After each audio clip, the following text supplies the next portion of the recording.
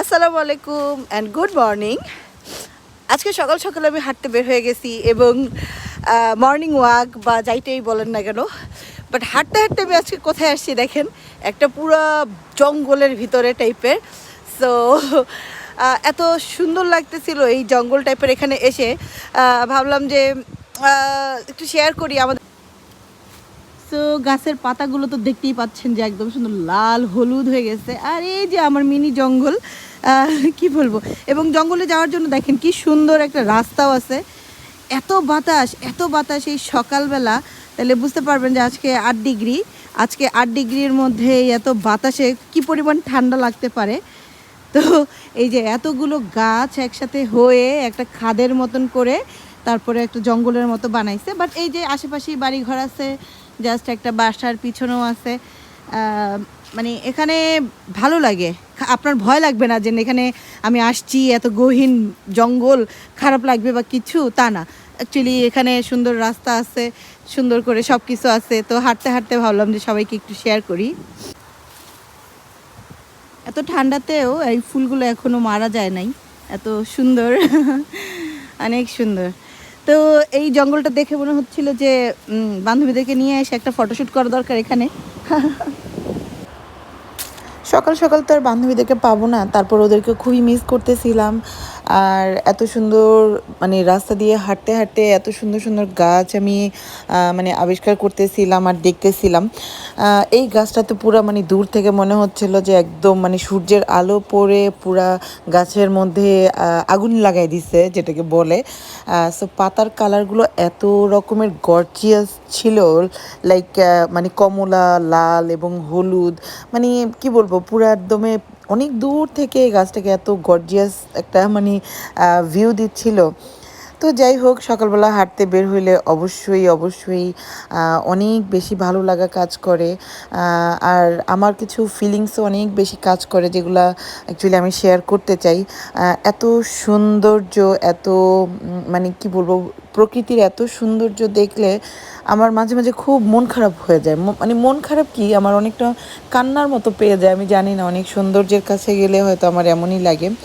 তো হাঁটতে হাঁটতে আবারও আমি কিছু সুন্দর কি বলে ফুল আবিষ্কার করে ফেলছি। এগুলো হচ্ছে গিয়ে এক রকমের ডেইজি ফুল। সো আমি কিছু ডেইজি ফুল টুকায়ও নিছি। তো টুকায় নিয়ে আবার হাঁটা শুরু করছি। বেসিক্যালি আমি হাঁটতেই বের হই সকালবেলায় এবং ভালো লাগে। আর এখন তো প্রকৃতি এত সুন্দর, ঘরের ভিতরে মানে বসে থাকার কোনো মানেই হয় না। সুযোগ পেলেই সবার হাঁটতে বের হয়ে যাওয়া উচিত, কারণ এই রাস্তাগুলোই এই পথগুলোই কয়েকদিন পরে একদম বরফে ঢাকা হয়ে যাবে, সাদা কালো হয়ে যাবে। এখানে এত পাতা পড়েছিল যে আমার মনে হচ্ছিল যেন একদম কি বলে পাতা কুড়ানোর দিন বা পাতা ঝরার দিন, যেটাকে বলে একদম রিয়েল ভার্সন। অ্যান্ড এই বাসাটার সামনে দিয়ে যাচ্ছিলাম এবং মনে পড়তেছিল যে এই কাশফুলগুলোর সাথে কয়েকদিন আগে আমরা ছবি তুলছি, অ্যান্ড কাশফুলগুলো এখনও আছে। তো যাই হোক, এই বাসার ভিউটাও খুব সুন্দর, খুবই সুন্দর, বাইরের গাছগুলো। যেটা বলতেছিলাম যে প্রকৃতি এখন এত সুন্দর, মানে যেখানেই হাঁটি না কেন মন ভালো হয়ে যায়। আর হ্যাঁ, মন ভালোও হয়ে যায়। আর আমার একটা ফিলিংস যেটা বললাম যে আমার অনেক মানে খারাপও লাগতে থাকে, আই ডোন্ট নো কেন। আর আরেকটা জিনিস আমি খুব রকমের ফিল করি, সেটা হচ্ছে যে আমি আম্মাকে অনেক মিস করি। আমি যখনই একা একা হাঁটি তখন আমি খুব করে আম্মাকে এত মিস করি, কারণ আম্মা অনেক সুন্দর করে হাঁটে, বা অ্যাজ এ হাঁটার পার্টনার হিসাবে শি ইজ বেস্ট। মানে সে খুব সুন্দর গল্প করতে করতে, এবং যেহেতু তার ডায়াবেটিক্স অনেক দিন ধরে, সে মানে অনেক ডায়াবেটিসের মতন করেই হাঁটতে পারে, চমৎকার হাঁটে। তো আম্মাকে অনেক মিস করি, যে মনে হয় জানিস আম্মা যদি এখন আমার সাথে সাথে থাকতো। আর আম্মার সাথে আমার অনেক মিল।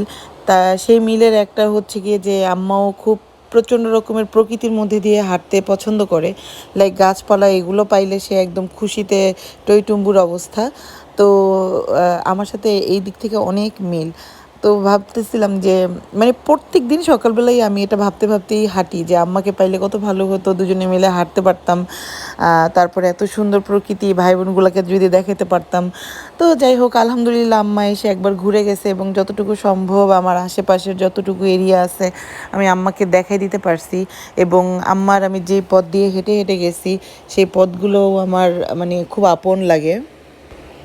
তো হাঁটতে হাঁটতে চলে আসছি শহীদ মিনারের কাছে। এই ভিনদেশে একমাত্র এইটাকে অনেক বেশি আপন লাগে, মনে হয় যে এই জায়গাটায় আসলে মনে হয় যে না, আমি মানে বিদেশের বাড়িতেও দেশের একটা স্বাদ পাচ্ছি। খুবই আপন একটা জিনিস। এই তো আমাদের শহীদ মিনার।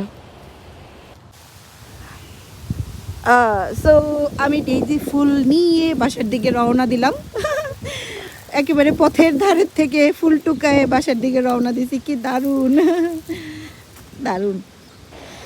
প্রচণ্ড রকমের মন ভালো করে বাসায় চলে আসছি। হ্যাঁ, আমার মিশ্র একটা প্রতিক্রিয়া হয়, এটা সত্যি। মন ভালো হয়, খারাপ হয়, বাট হ্যাঁ, দিন শেষে মনটা ভালোই হয়। এবং বাসায় এসে একটা কারাক চা নিয়ে নিচ্ছি, শুধু মানে ফুলই টুকাই নাই, পাতাও টুকায় টুকায় বাসায় নিয়ে আসছি।